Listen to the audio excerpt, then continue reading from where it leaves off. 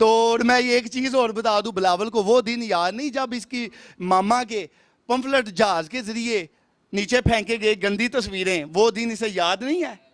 वो दिन इसे याद नहीं है कि जब मर्द पुलिस ने इसकी वालदा को पकड़ के जेल में ले गई, वो दिन भी नहीं इसे याद। अब वो पूरी पार्लियामेंट को, इमरान खान को और दूसरे जितने भी पार्लियामेंट के मेंबर हैं उन्हें वो बगैरत कह रहा है।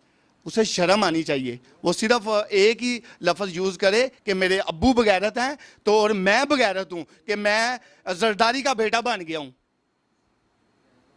बाकी उसका बाप का तो आपको पता ही है, वो कसिनो इंडोनेशिया या मलेशिया की कसिनो में सबसे बड़ी तस्वीर भी इसके अब्बू की लगी हुई है। ऊपर लिखा हुआ है पहले नंबर का बगैरत, जिसने सबसे ज़्यादा जुआ हारा है।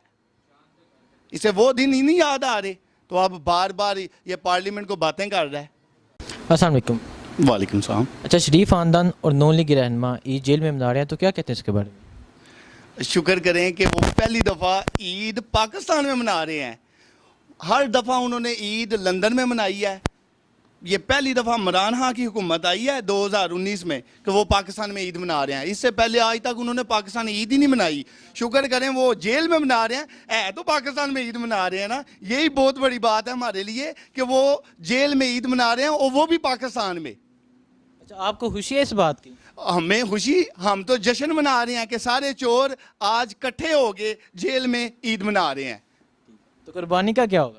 कुर्बानी मैं तो यही कहता हूँ कि वो डबरू और जबरू को लेके आए लंदन से, उन दोनों की कुर्बानी करें और सारा जो भी है जेल के अंदर जितने भी कैदी हैं उनके साथ जश्न मनाए कि हमने अपने दो लाडले जो एक एक साल की एज में थे, वो लाखों रुपए और करोड़ों रुपए के मालिक बन गए थे, तो उनकी आज कुर्बानी हो गई है। अच्छा, शेर रशीद साहब का कहना है कि शहबाज शरीफ को भी पकड़ेंगे, वो भी नैब की हिरासत में आएंगे, तो क्या कहते हैं? शहबाज शरीफ पहले पकड़ा गया था, फिर वो निकला है। इंशाल्लाह अब वो पकड़ा के जाएगा तो मुझे उम्मीद है कि वो अब उसे सजाए मौत ही होगी जितनी उसने करप्शन किया है। वो बस मैग फलाना जानता है और तो उसमें कोई ऐसा काम ही नहीं। या बारिश हो जाए वो लॉन्ग शूज़ पहन के, एक वो क्या कहते हैं वो कोई भी होता है ये लकी रानी में या किसी और सर्कस में, वो एक बन के आ जाता है और उसमें ऐसा कोई काम ही नहीं है। कोई ऐसा काम बता दे कि उसने किया हो। बाकी उसने करप्शन ही करप्शन की है। वो शेर शीर साहब ने बिल्कुल ठीक कहा कि वो जेल में जाएगा, जेल के बगैर उसका गुजारा अब नहीं होगा। अच्छा, राना सनाउल्लाह की जो प्रॉपर्टी है वो नैब ने जब्त कर लिया, 70 अरब रुपए मालियत है इसकी, तो क्या कहते हैं इसके बारे में? पहले नंबर पे ये आपको बता दूं कि नवाज शरीफ और शहबाज शरीफ ने ना एक बड़ा डाकू, चोर और स्मगलिंग करने वाला ये राना सनाउल्लाह जो भी कोई बात करता था ना नून लीग की, ये उसे कत्ल करवा देते थे। राना सनाउल्लाह ऐसा बंदा था। तो अच्छी बात हुई है कि नैब ने सारे सासे उसके जब्त कर लिए हैं। मैं तो कहता हूँ कि उसे ऐसा जब्त करें कि वो नज़र ही ना आए पाकिस्तान में। अब तो उसका भतीजा भी पकड़ा गया है, उसके भी ये सासे आ गए हैं सामने। तो इस तरह ये अब कुछ दिन तक आपने वो भी न्यूज़ सुननी है कि ये जो मरियम का बेटा है जुनेद सफदर अवान, वो भी अब जेल में जाएगा। हाँ वान, मैं तो मरियम नवाज शरीफ तो नहीं बोलूँगा, मैं तो बोलूँगा मरियम सफदर अवान, क्योंकि जो भी उसका बंदा है उसकी कास्ट ही साल लगनी है ना। अच्छा, बिलावल भुट्टो मरियम नवाज की गिरफ्तारी पर जितने सीपा हुए हैं, इतने अपने वालिद साहब और पुप्पी की गिरफ्तारी पर नहीं हुए, क्यों? मुझे तो उस बिलावल पे हंसी आती है। तो मैं तो कहता हूँ काश वो मेरा दोस्त हो, उसे मैं लेके गलियों में घूमूं। और जिस तरह की उसकी पर्सनैलिटी है, मैं कहता हूँ वजीराबाद में वो बाबरे खुसरे को बुला ले और बिलावल को बुला ले, सेम एक ही कापी है। तो मैं ये एक चीज़ और बता दूं, बिलावल को वो दिन याद नहीं जब इसकी मामा के पंफलेट जहाज के जरिए नीचे फेंके गए गंदी तस्वीरें, वो दिन इसे याद नहीं है? वो दिन इसे याद नहीं है कि जब मर्द पुलिस ने इसकी वालदा को पकड़ के जेल में ले गई, वो दिन भी नहीं इसे याद। अब वो पूरी पार्लियामेंट को, इमरान खान को और दूसरे जितने भी पार्लियामेंट के मेंबर हैं उन्हें वो बगैरत कह रहा है। उसे शर्म आनी चाहिए। वो सिर्फ एक ही लफ्ज़ यूज़ करे कि मेरे अब्बू बगैरत हैं तो और मैं बगैरत हूँ कि मैं जरदारी का बेटा बन गया हूँ। बाकी उसका बाप का तो आपको पता ही है, वो कसिनो इंडोनेशिया या मलेशिया की कसिनो में सबसे बड़ी तस्वीर भी इसके अब्बू की लगी हुई है। ऊपर लिखा हुआ है पहले नंबर का बगैरत, जिसने सबसे ज़्यादा जुआ हारा है।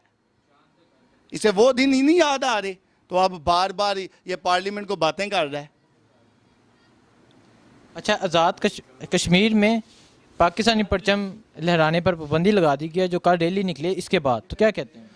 मैं तो इंशाल्लाह, मैं तो ईद में ज़रा थोड़ा बिज़ी हूँ, कस्टमर का काफ़ी रश है, तो इंशाल्लाह मैं पाकिस्तान का झंडा लगाऊंगा, उसके साथ ही दूसरा कश्मीर का लगाऊंगा, और पूरी पाकिस्तान को ये मैसेज जाएगा कि हम कश्मीर के साथ हैं, और जहाँ वहाँ जो भी कत्लो गारत शहीद हमारे मुसलमान हो रहे हैं, तो उसके बारे में हम इंशाल्लाह जब भी इमरान खान या हमारी हुकूमत जो भी हमें कॉल करती है, इंशाल्लाह हम सड़कों पर निकलेंगे और पूरी दुनिया को मैसेज देंगे कश्मीर हमारा है, हम नहीं से जाने देंगे।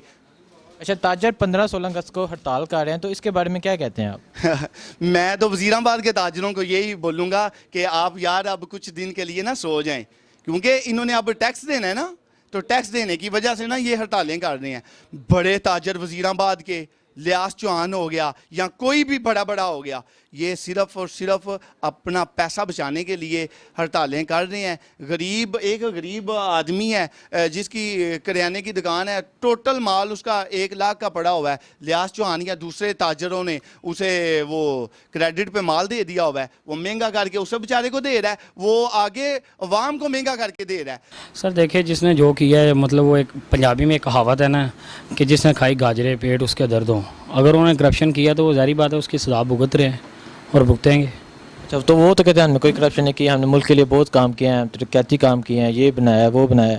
सर नैब ने ये नहीं कहा कि आपने रोड बनाए हैं या आपने मोटरवे बनाई है। नैब कहती है आपके पास ये 41 अरब आए हैं, बीबी मरियम साहब या मियां नवाज शरीफ साहब, 300 अरब की आप पे करप्शन का इल्ज़ाम है।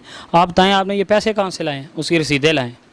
चाहे वो ब्रिटिश एक खतून है जमाइमा खान, उसके पास अगर वो रसीदें पड़ी थी, उसकी हक हलाल की कमाई थी, उसने रसीदें भिजवा दी ना खान को 16 साल बाद भी, सेपरेशन होने के बाद।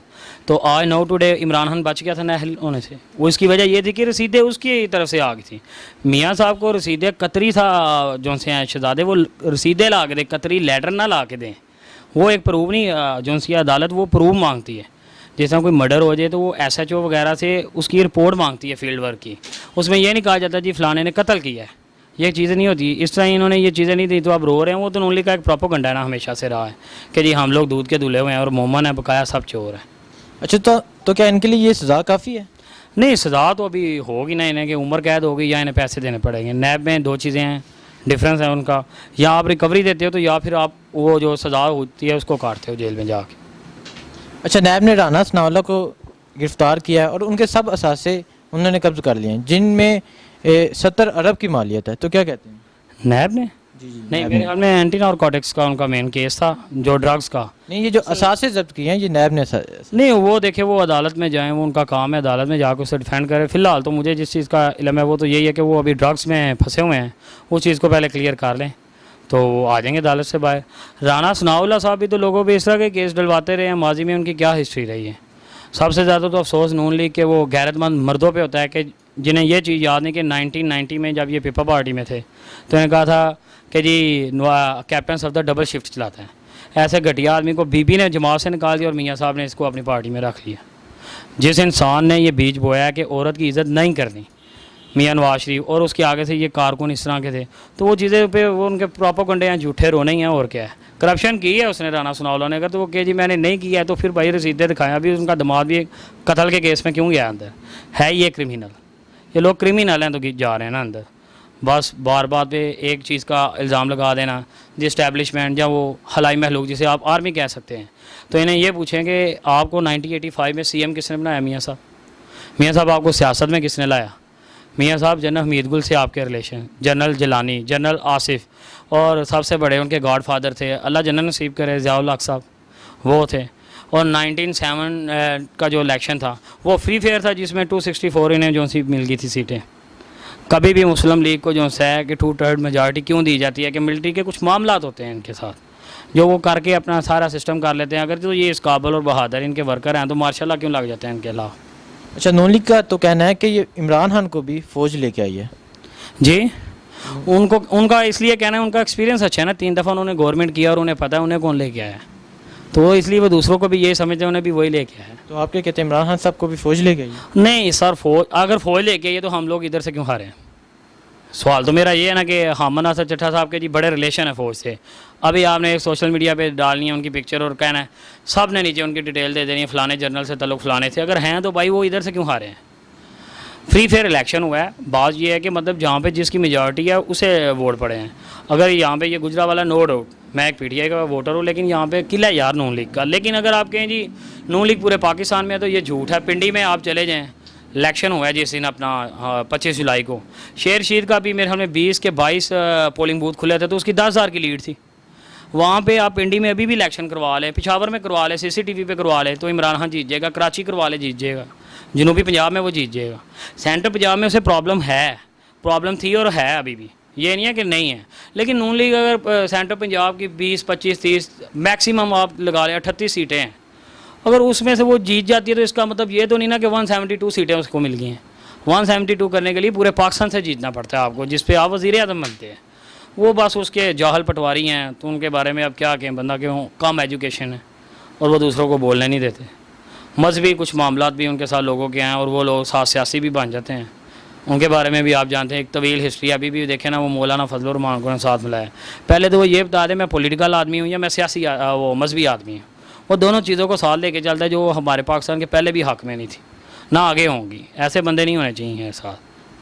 अच्छा, बिलावल भुट्टो ने असम्बली में हुकूमत को गाली देते हुए कहा कि बगैर हुकूमत हिम्मत है तो मर्दों से मुकाबला करो, औरतों को क्यों गिरफ्तार करते हो? वो इतने सीपा अपने वालद की गिरफ्तारी पर लेते हुए जितने वो मरीम नवाज की गिरफ्तारी पर, क्यों? उनके लिए एक वो शेर है, 2008 से उन्होंने हुकूमत किया, 13 में, बीबी हम शर्मिंदा हैं, मेरे पापा जिंदा हैं। उसने अपने बाप को पूछे ना जाके कि मेरी माँ का कातिल किधर है। वो उन्होंने एक नारा लगाया था, बीबी हम शर्मिंदा हैं, तेरे कातिल जिंदा हैं। वो बनता बिलावल के लिए ये है कि बीबी मैं शर्मिंदा हूँ, मेरे पापा जिंदा हैं। कातिल तो वो ही है ना असल मतलब। जब वो प्रेसिडेंट है मुल्क का तो उससे क्यों नहीं 5 साल में मतलब गिरफ़्तार किएगी? सारी बातें छोटे, उससे बिलावल से यही पूछना चाहिए कि जी बगैरत की बात करते हो, तेरे मामू का कत्ल हुआ था तो तेरी वालदा जो सी थी बीबी शहीद 96 में वज़ीर आज़म थी, जब इनके भाई का इसके मामू कत्ल हुए थे, तो उनका क्यों नहीं आज तक कातिल मिला?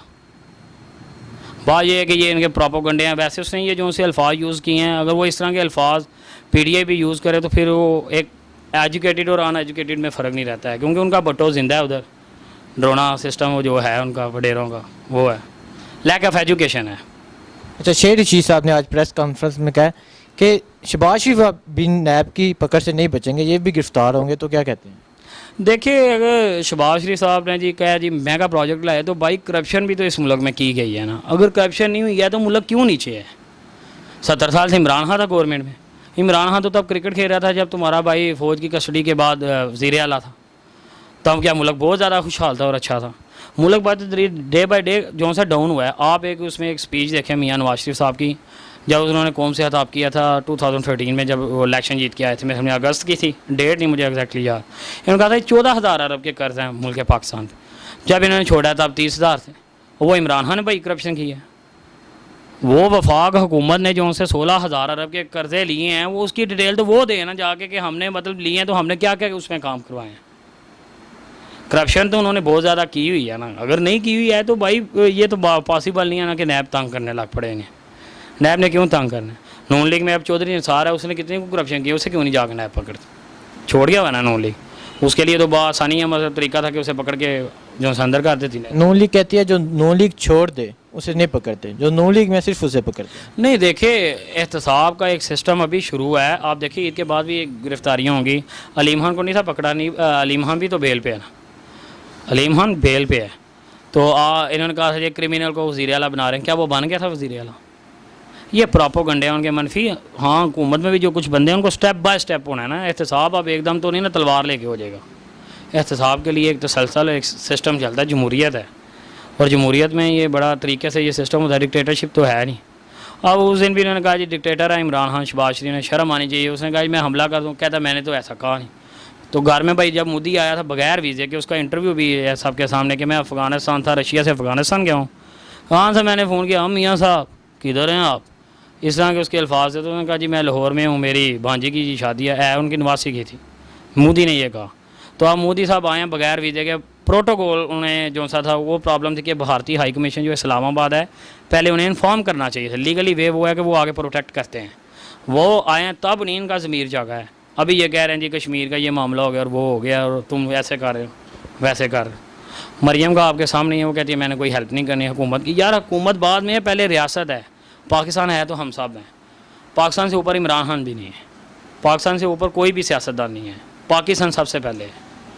अच्छा, शहबाज शरीफ साहब ने बोला है इमरान खान ने कश्मीर का सौदा कर लिया। जनाबे वाला इनसे पूछे कारगिल में सौदा किसने किया था, कारगिल का सौदा फिर किसने किया था वो भी तो बता देना। इमरान खान ने कौन सा सौदा कर दिया? सौदा तो तब वो नहीं, आप साबित करें ना उसने सौदा किया है। जंग करने के लिए वो रेडी है तो ये ऊपर से बहाना बना देते मैंने ऐसा नहीं कहा कि जंग करें। पार्लियामेंट में खड़े हो गए, इसके अल्फाज गोल्डन अल्फाज हैं जो कि एक हिस्ट्री बन जाती है, तो वो उससे कोई नहीं मिटा सकता। अच्छा, कल कश्मीर रैली के बाद पाकिस्तानी झंडा लहराने पर पाबंदी लगा दी गई है, तो क्या कहते हैं? किधर? कश्मीर में, जम्मू। ऑक्युपाइड कश्मीर में नहीं। देखिए वो इंडिया ने तो ये चीज़ें करनी है, मनफी प्रोपेगेंडे। अभी कर्फ्यू लगा हुआ है, कर्फ्यू में वो बाहर नहीं निकलने देते लोगों को। जब कर्फ्यू हटेगा फिर एहतजाज अपना ज़ोर पकड़ेगा और इसने पकड़ना है, ये नहीं रुकेगा, ये नहीं रुकेगा। अभी मामला वहाँ पे जो उनसे सेटल नहीं होने और ये इंशाल्लाह बढ़ेगा मामला। हमारी फ़ौज के साथ उन्होंने शरारत करनी है इंडिया ने, तो हम मेंटली तौर पर तैयार हैं। इंडिया के साथ हम जंग के लिए तैयार है, ऐसी कोई बात नहीं। अगर वो हमें जंग के लिए आमादा करेगा तो फिर जंग जब मुसल्लत हो जाए फिर लश्कर नहीं देखे जाते कि अगली फ़ौज कितनी है, उनकी पॉपुलेशन कितनी है।